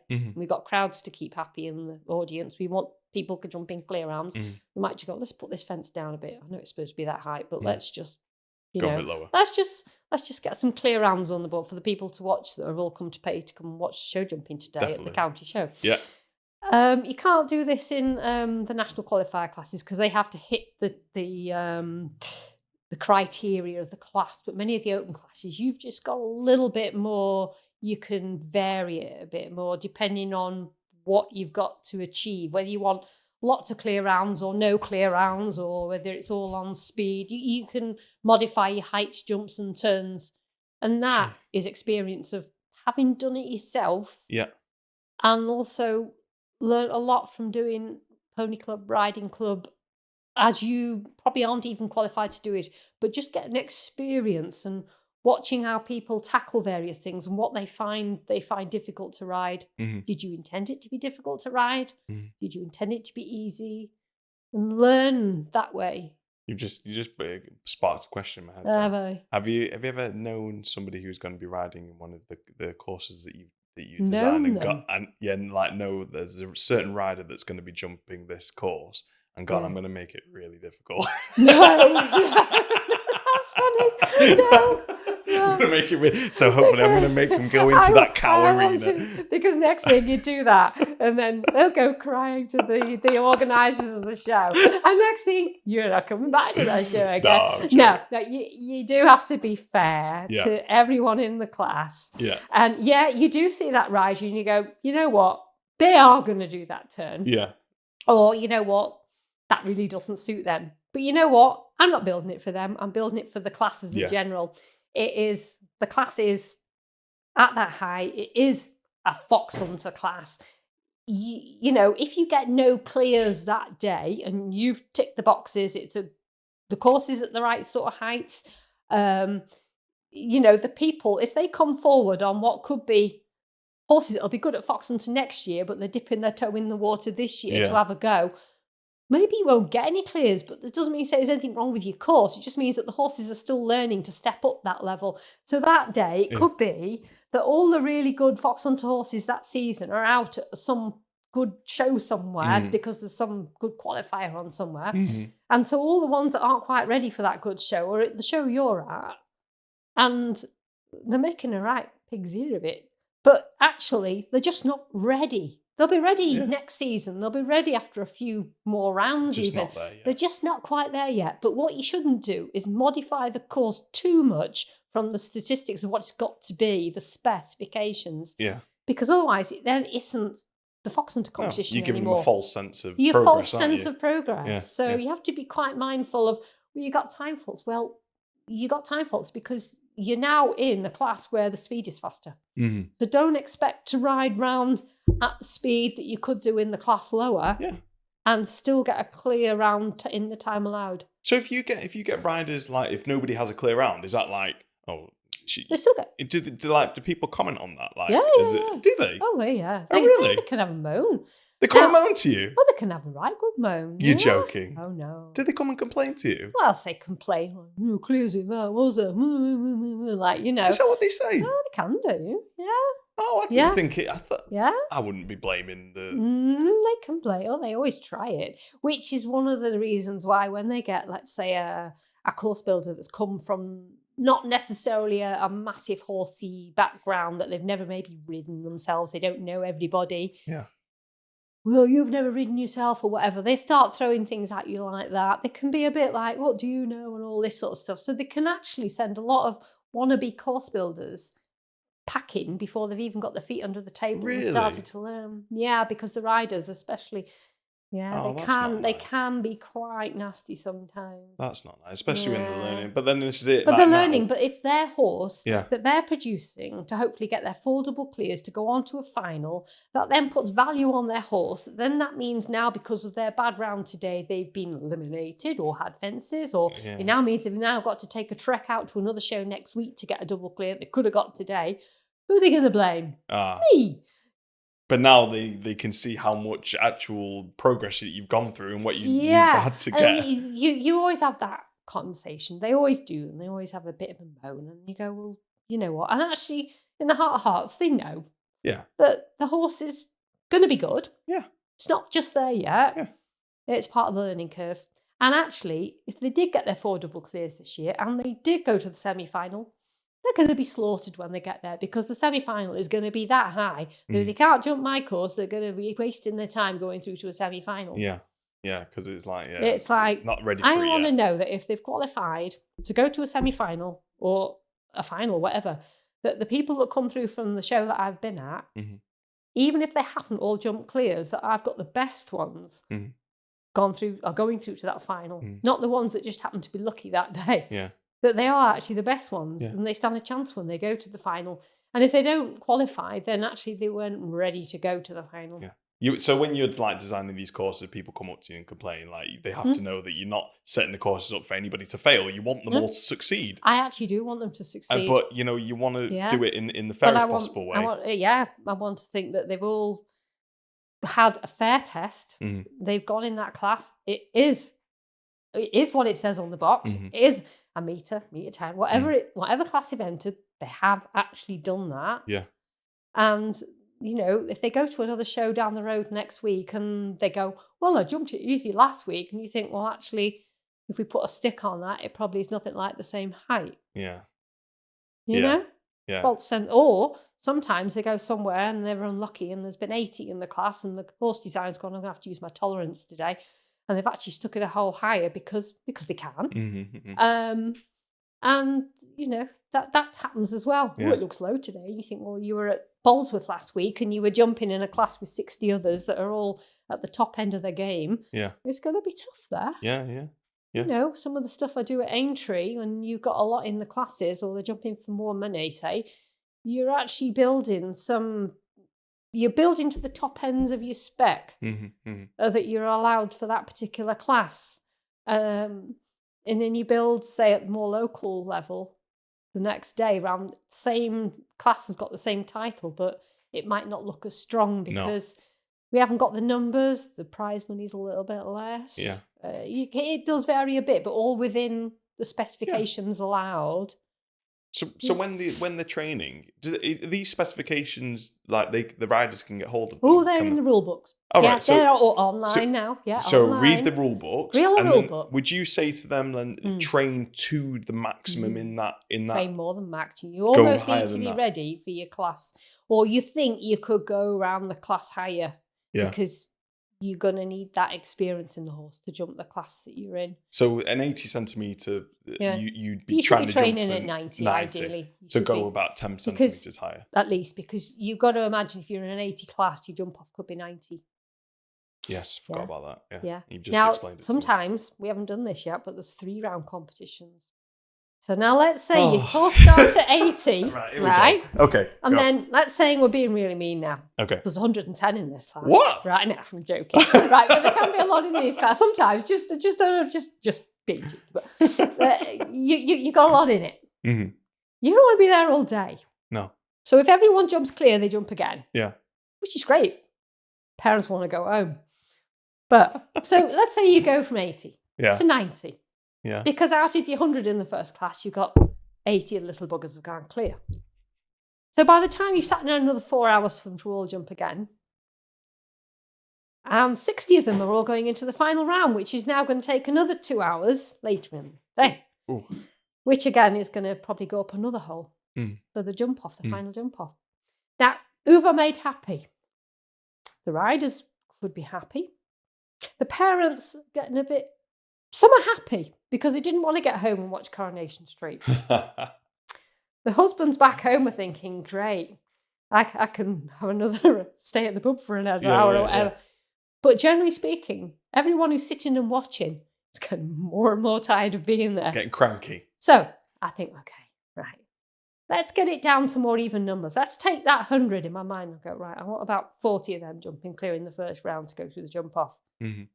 Well, then I'm handing out the Kleenex, aren't I? Because of all these poor little children that haven't actually jumped clear. Some of the parents going, yes, I can go home now. Yeah, so you're stuck between a rock and a hard place, you're basically. Rock and a hard place. Yeah. Okay. Because ideally, you don't want that going on all day long. No. Yeah, so you are really in a rock and a hard place. So it's quite nice, actually, sometimes when I often think, okay, so they're going to jump the first 8 fences, but number 9 and number 10. Good luck. Yeah. At least they're going home having jumped something. And I don't like annihilating them in the early part of the course. No. I like to think they've got a fair way round before anything might happen and they might not be able to jump it. Especially if there's classes to follow. They could be there for hours. Hours and hours. Yeah, so you've got to be mindful of all Mindful of all sorts of things that create. You've got a lot in your head. There's a lot going on in my head. Jeez. So when people and material of jumps is another one. What? Material that the jumps are made out of. So, okay, yes, it's poles. Yeah. But sometimes there's poles that are painted with spots on, with barber stripes. There's all sorts of weird and wonderful. And some horses go, oh, scared. Really? Yeah. So can't be using that for number 1, number 2, or something coming away from the gateway maybe where they don't want. So I have to be mindful of what material I can use, like what fillers I can use at different fences. So the fillers are in between the fillers what fill the bottom of the jump up normally. Be it sometimes there's ladders, there's planks with advertising features on. So I'm like, oh, nice plank. I'm not going to like that with all that writing on it, are they? Somebody's spent a fortune on getting their sign writing done on their plank, and I'm thinking, well, I'm not going to like that. And sometimes you've got to say, like, is that dependent on the class and the riders in it? Yeah, so I couldn't use it at a novice level, maybe. Right. Or if I did, I'd have to use it jumping towards the gate later around the course, so the horses are got going. And if all else went wrong, they've jumped most of the course before the horse won't jump. So you've got to take in the arena size. You've got to take in the rider ability. You've got to take in the horse mentality. You've got to then take into account all of the strides and all of the distances. Yeah. How does your mind not blow up? That it doesn't blow up because I see it as a challenge. But if I was somebody just starting out, it's mind blowing. And, they go on a 2-day course to it used to be Hartpury, I say Hartpury. They go on their 2-day course to the training centre to hopefully become course designers. There's no way in 2 days they can teach anything like touch on it. Not a chance. Not a chance. No. And they send them out into the field, hopefully to get practice at doing this. And it is only practice that's going to make you better. Yeah. But there's so many that have started out wannabe course builders that have gone in, and the riders have basically attacked them with problems, and they go out crying and they Yeah. never go back in the ring again. Because they think they've And done something. because it's daunting. Mm. It is a cruel world. Mm. You're Yeah. putting yourself in a position You to are. be. You're put in your position to be shot at Yeah. all the time because it's a competition. Somebody has to win, somebody has to lose. And people don't like And losing. they don't like losing. So obviously it's your fault because they Yeah. didn't win. Yeah. You know, and you've got to take that on the chin too, haven't you? You know. Yeah, you've got to be certain. You've got to be quite a strong character then. I think. Yeah. And it always helps for me because I've been there and done it. Yeah. So in a way, I think, you know what, you lot need challenging. Or you know what, today, your 4 and 5-year-olds. Yeah. Actually, if you all jump clear, fantastic. Yeah, great. That's great. Yeah. We're here all day, but you know what? It's that sort of show where actually I don't want to see anyone fall off. No. I don't, you know. Yeah. It takes too long when you have to call in ambulances anyway, you know? We all want to go home tonight. If you can get an ambulance. Yeah. So, no, I don't want that. I want them actually all to jump round and maybe just have a fence down. Yeah. I don't want, you know, I don't want to see too much drama. I do like the drama when they're trying to turn in and do turns and take, you know, have fun and take strides out maybe now and again, but at the right level, at the right point in their training, maybe not doing it when they're little. Definitely. They haven't learned to do that, but they have to learn somewhere. So be honest now. So when you get a call and you know it's a course building, you're gonna have to do it. Do you go? Or do you go? Hello. Yes. I'm lucky that I have regular places that generally build up.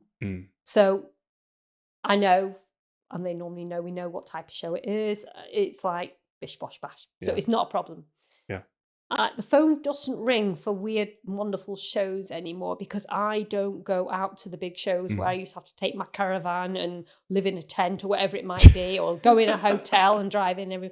Those are the sort of shows where you would get phone calls. Will you come and build at XY show in the middle of nowhere and do? That's a nightmare. You don't know what you got till you get there. I always used to have to go the night before. Now that can send you a bit, oh my goodness, what's going to happen when I get? Have I got arena party? Oh, times I've got there and there's nobody to help me build the course. Oh, really? Oh, yeah. And it's a nightmare. Just doing it all on your Todd. You do it everything. Yeah. You need to be a bodybuilder to do this. I've got to say, some of the jumps are they're heavy. heavy. Yeah. Especially they're in a trailer on the field yonder. Yeah. You know. Carrying them about 100 meters away. Yeah. Yeah. You know, so no, sometimes I don't want the phone ringing like that anymore. I've been there and done that, and it was good.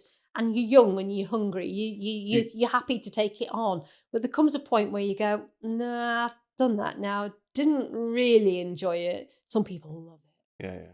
If they go and they've got a team around them, they can enjoy that because they have a bit of fun. They'll go. They'll take tents. They'll take the caravans. They're all there and they'll have a make party a weekend of it. Make a bit of a party out of it. They like it. I know. Yeah. I like being at home. Yeah. So I've generally got my permanent centres that I go to now. Yeah. And I can sit back and think, yeah, I did that. I went there. I did that. And tick the box. It wasn't for me, but I ticked the boxes. Yeah. But you tried it. This is it. I did it. You know, it's experience, even if you don't like it. Definitely. Well, and I don't want to do it again. Yeah. All experiences don't have to be good. No. But you know what you were saying then, where you had to like build them yourself. And like you're lugging all these things. Oh yeah. And then you get like riders coming up to you and having a go at you. I bet you just sometimes you just want to. Well, I'd probably get very, very upset. Yeah. This is where you're very happy that you've had the experience behind you, that you've had the days when you know that it goes easy, that there's always the bad days. When it's peeing down with rain normally as well. Yeah, I bet, or snowing or whatever it is. Yeah. Is there anything that you wanted to talk about which we haven't talked about yet? Or meant to feel as though it's noteworthy? I think we have pretty much covered everything as we've got to it. Yeah. All the fun and laughs and I think so. As we've gone through of my life, of what I've seen. I've done so many different things in the horse industry. And each one may not have enjoyed it, but it's experience. Yeah. And you can't take experience away. Is there anything that you would want to say to any riders or anybody who wants to get into the show, the course jumping scene? Like, is there anything that you would pass on from your years of experience? Any nuggets of knowledge? Yeah. Well, there would probably be a lot of nuggets, but I wish people would go out with their novices and take them out on private hire first before they bring them out to a show. Hmm. Very often, they don't bring them to hire a place first. They bring them straight to me at a British show jumping show. Hmm. I've got course spec to meet at 90 centimetres, which is usually the minimum height. And they'll bring a horse that they literally probably broke in 4 weeks ago. Would it? And then they come to me. Oh, it was no use for my novice, was it? All right. That's a British novice. Yeah. Well, British novice should be fair. Mhm. You've got to do your homework before the horse goes out to a show. Mhm. Because I've got specifications to meet. Otherwise, it's no longer a national qualifier for the British Novice Championship. No. It's just.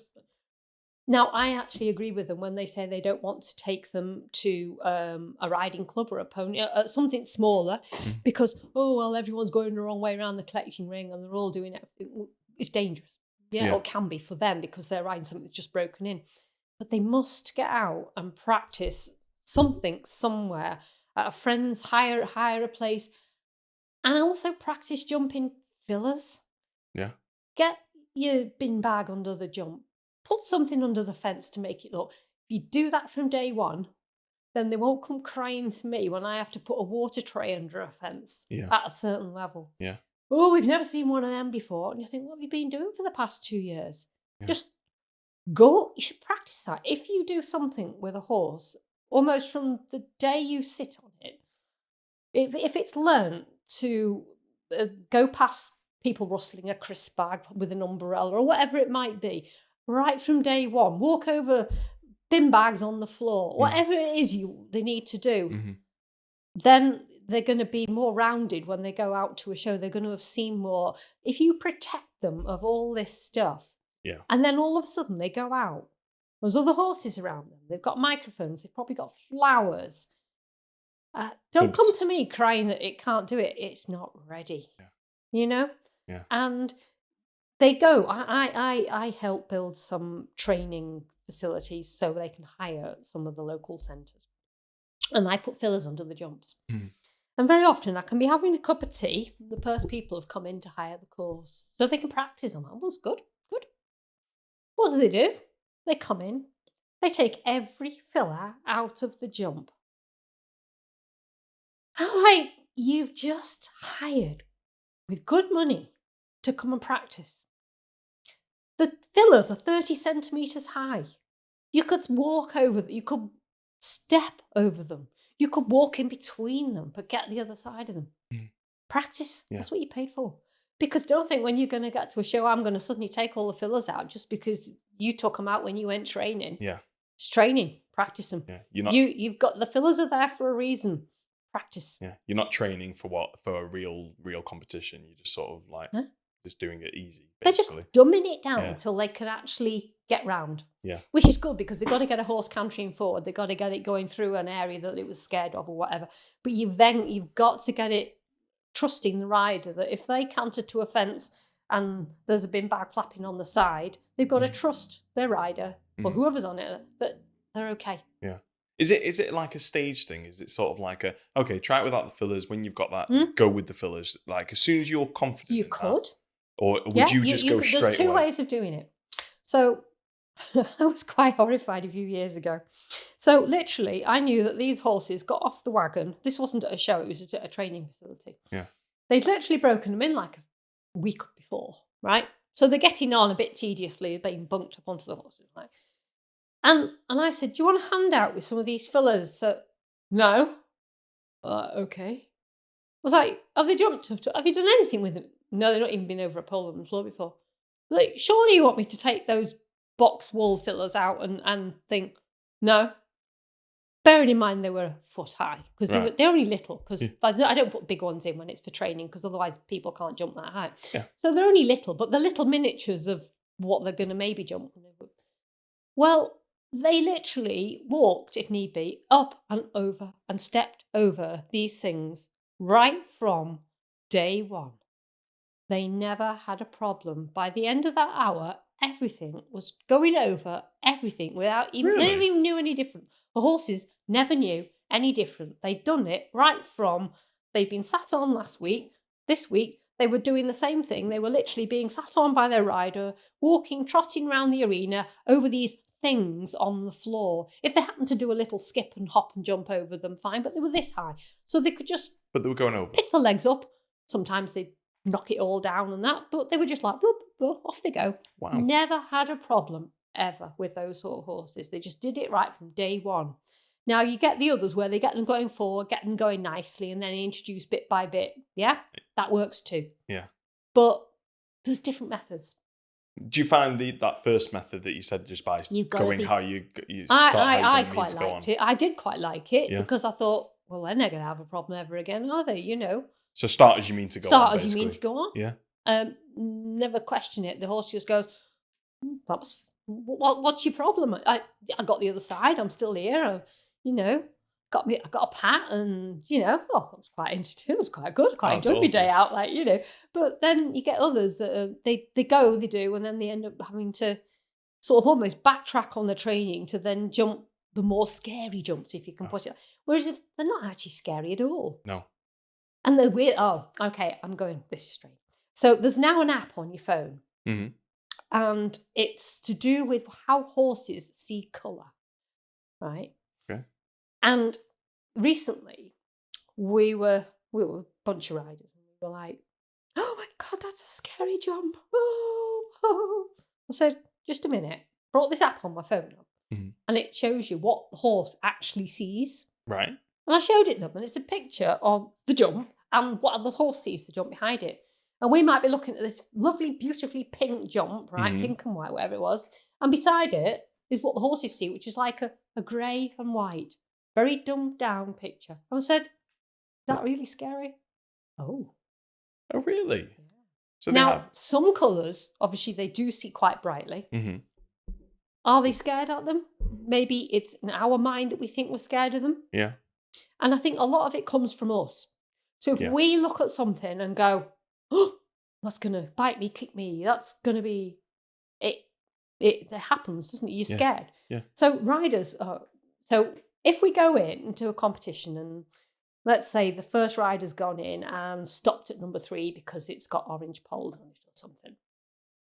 Nothing wrong with this jump, but that rider, for whatever reason, has had a mishap at it. Next rider standing in the gateway watching. Oh, right. They go in. This is the jump where they did that. Oh, God. Same happens to them. Now, they otherwise would normally have jumped it. Yeah. But they've seen that one. Next thing, Mum and Dad have gone, be careful, love, you're next to go. The first 2 have just fell off at that jump. What's going to happen? It's going to fall off. Something's going to happen, isn't it? And it goes through the collecting ring and out into the rest of them like chicken pox. They are all going to have a problem because for no real reason, a problem has been created and it snowballs. Really? And because horses, I'm not saying telepathic is the word, but what you're thinking, if you're nervous, it transmits straight through your seat, body, hands, down the reins. The horse picks up on it. Definitely agree with that. So if you as a rider and as a experienced rider, you can actually sit on a horse and make it scared of something that you know it otherwise wouldn't be scared of. Yeah. You can make it scared of it, not by doing anything, just by literally going, ooh, yeah. You can make something wary, cautious, just by the way you position, whatever, you know. There's a bit of doubt that just gets added to the... You put that doubt in the riders' minds. So years ago, many years ago, I had the fortune, I used to ride in the same competitions as Harvey Smith years ago. And it was always, and I actually heard him do this. And I heard he did do it. And he'd grumble as he's walking the course. Oh my God, look at the state of this jump. Oh, and he did. Who ever thought of putting that there? Look at the size of that. What a stupid, well, that's going to cause problems, isn't it? And all riders around him were like, oh. And it was this thing apparently that on purpose. he used to do on purpose. And Genius. I'd heard that this sometimes, because he was a real character, Yeah. And I'm not saying just him that did that. Others probably did it too. But I actually was in the ring one day, we were walking the course, and I heard him grumbling, like, because he's walking the course and grumbling quite loudly. So everyone he was moaning like that. And I'm walking past him, what's wrong with that jump? Like, and I'm thinking, I think I'll go in with the oblivious bit, because if I go in thinking what he said, it's going to go straight through to me horse. Yeah. And it's going to create, and I'm thinking, I heard this, and this is where he is doing. It was really funny. And he's doing it. He's doing well. It's a smart way to win the competition. 100%. But people do. I think people will do that, and say, now be careful. That's what parents do. Be careful of that jump. X, Y, and Z's just had that jump always going. No, actually, usually what they're doing is creating a problem that isn't there. Isn't really there. Just do it properly in the first place. It's not a problem. So basically, just don't create a problem. Don't listen to other riders, or don't watch them. Really listen. I mean, if the ground's slippy or there's something like that, then I think, they definitely need to warn one another, whatever it might be. But as for, they're not liking that fence. Well, okay, if they don't like that fence and it has become a problem, from a rider point of view, actually what they need to do is go in without making an issue of it. Just walk round past it through. Walk round the other side of the jump, look at the ride away line. So the horses look round, they've seen the banner that might be on the wall, they've walked past it already. Yeah. Go and walk past this stuff before they've even started. Maybe even circle it again and then go round to the start, as long as you don't go over your time because there's 45 seconds when they ring the bell to get going. Yeah. But that's quite a long while. That's enough time to go in, go up to what you think might be the scene of the crime. Yeah, go and have a little look around. Scene of the crime. Yeah. And then walk around it. Let your horse just familiarise itself. Oh, well, I've been at the takeoff point. I've been at the landing side, and that was fine. Yeah. If there's some kids rattling a rattle on the side of the arena, say hello to them. Yeah. Walk past. Stop. Hi. And then keep walking. And the horse goes, okay. There's nothing There's to be nothing worried really. about. They're just making a noise. Yeah. And, I'm not saying it works all the time, but it does help. Yeah. It's like if you're scaring a horse, quite often, if you talk to the rider, even if it's anything, it settles the horse down, because the talking relaxes the rider. Definitely. Just saying, hi, I think we're going to get wet today. Anything, any old rubbish that comes to you, it often settles the horse and the rider. If it's spooking at you, for some reason, the horses come in and let's say they're looking at you.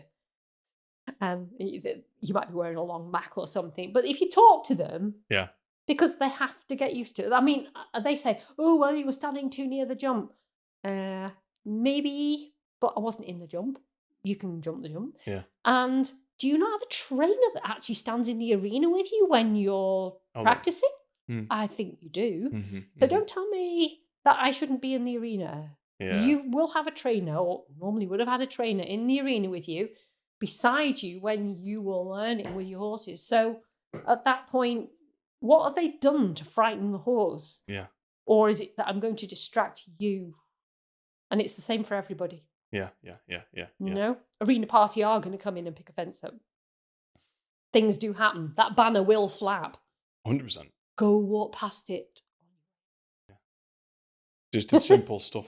Simple things. Simple things. Simple things. Yeah. Little tricks. Not really even tricks. Common sense. Well, it is, yeah. Yeah. The horse is scared of something, then okay. If you're scared, it's scared. Yeah. Yeah. No, it's true. So that colour thing, when I said about that app that was on my phone, that was a new thing that somebody showed me the other week. I didn't even know that was a thing. That's really cool. Well, I didn't know it was an app on your phone anyway. And how perfect it is, who knows? But I just thought it was a good thing to show people, thinking, are you really going to be scared? Look what the horse is.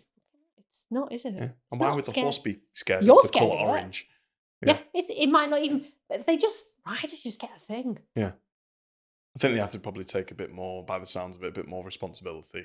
Go home and practice. Yeah, go and practice it. You know what? Get a few tins of paint from B&Q. Yeah. Get a few rubbish bags. You're going to fill them later in the week. Stick them under the jump with something. Practice jumping. Yeah. That. Anything. Put anything underneath the jump.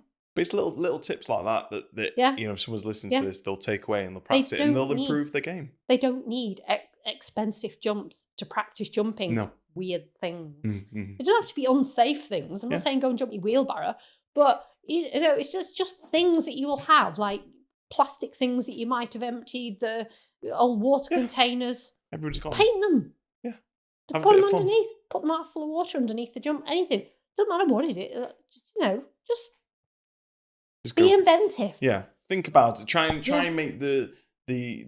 try and make your practice as the same as the real competition will be. I think is what so the that trick is. nothing spooks the horse because it's seen it all before. Mm-hmm. It's not bothered. And it doesn't have to be big, because we have a thing where water trays. Oh, I've never seen a water tray before. You mean to say you've never got a plastic bag or a bit of tarpaulin and put it under your jump at home? Yeah. No, I'm sorry. You can go to B&Q and buy one. Yeah, just go and do that. Go and get it and do it as soon as you can ride around the arena. Hop over it on its own. Yeah. Don't even need a pole over it. Just get a horse going over it right from day one. Yeah. You'll never have a problem later on. There you go. Then you'll leave it till the horse becomes 6, big and strong and mindful. Doesn't like water trays. My fault then. Yeah. But I've got to put it in. Yeah. Because that's what the class says I have to do. Yeah, so they can't come and say to you and have a go at you. Too late. They do. Yeah, but they shouldn't be. But they shouldn't. Yeah. But because they've left you. Oh, it's only a baby. How old is it? 6. Well, you've had 2 years at least to be practicing this sort of stuff, and you don't even have to jump high to jump one of them. No. Just go and do it. Well, from being a baby. I've got to say, you honestly, I didn't even realise like how much went into what you do and how your brain does not explode when you start getting these calls, and also the certain character that you have to be to be able to withstand people having a go at you. You know, it's got to be very, very special to do. Is there anything else that we should have talked about that we haven't talked about? I do a lot. People don't see the amount of work that goes on behind the scenes before the show's even started, before they get there. They've probably not seen the hours and hours of planning I've done sat at my desk at home, trying to work out the best routes for them around this course, and is there any odd options? The designing side of things. Yes. Because every arena is a different shape and size, so not one course will fit. So I've got a lot of designing to do before I get there. Then the track out to the show to build the course before the show starts. On your own. With or without help. Yeah. And then obviously then I'm back on the day of the show. And so people don't see that. Yeah. So they just see me turn up, and sometimes see me sitting in the corner of the arena with my cup of tea with my feet up, looking, watching, thinking, she's not doing very much, is she? No, because I've done it all for the last few days. Now, man hours I've put in to get this day up and running before they've even seen it. Yeah. Before they've turned up. They don't see that. Oh. Well, hopefully people will. So, yeah, just make people a bit more aware about everything that goes on. Be a bit kinder. Be a bit kinder to people that are putting this sort of time. And do your homework before you come out and put your horse in a ring for the first time. Yeah. Be fair to your horse. Give it some training. Yeah. You know? Take it out with other horses. Yes. So it's not in a collecting ring thinking, oh my God, there's 6 other horses in here. I've only ever been in a manage on my own. Well, yeah, no, I think people should definitely be taking that into account, the amount of effort and the amount of energy and the amount of time that you put into to make these days for them. Yeah. And again, you know, like you said, you do it for the love of it. You enjoy doing it. You do. Your monetary reward certainly doesn't reward you for the actual man hours. Yeah. So if they start putting the hours that you do in preparation work before it's even got on the desk, and then at the show to build it, and then the whole day of the show, you don't want to start putting that into minimum wage. No. You just have to be able to work an awful lot of hours. Yeah. Well, on behalf of everybody, thank you very much for all the effort that you put in. Yeah. Thank you for all of the time that you spend on it. Thank you also for helping out, coming to Pony Club as well. I love the Pony Club side of things. Yeah. I like to see them start out as little ones, and hopefully then come later on in their life, and I'll see them jump in affiliated and going on to great things. I remember when you were 5-year-old and you went in, and I love that side of it. Yeah, and you made this little course for them, and now I'm going to make you a big jump. Yeah, no, I love to see them come through from their little ones right through to when they become adults, and even go. And I've seen people come out and go and jump for the come jump for the country and, everything, it's That's great. so nice. Well, you clearly have a Yeah. huge passion You've got for to it. have a passion for Yeah, it. you Yeah, clearly otherwise, do. you may as well go and work in a superstore and earn more money. Yeah, yeah, It's yeah, you've definitely. got to enjoy it. Definitely. Well, you clearly do, and you Yeah. clearly have got. So, thank you very much, and thank you Yeah, so much welcome. for coming on the podcast. It's Yeah. been really informative. Oh, Thank you. brilliant. Thank you.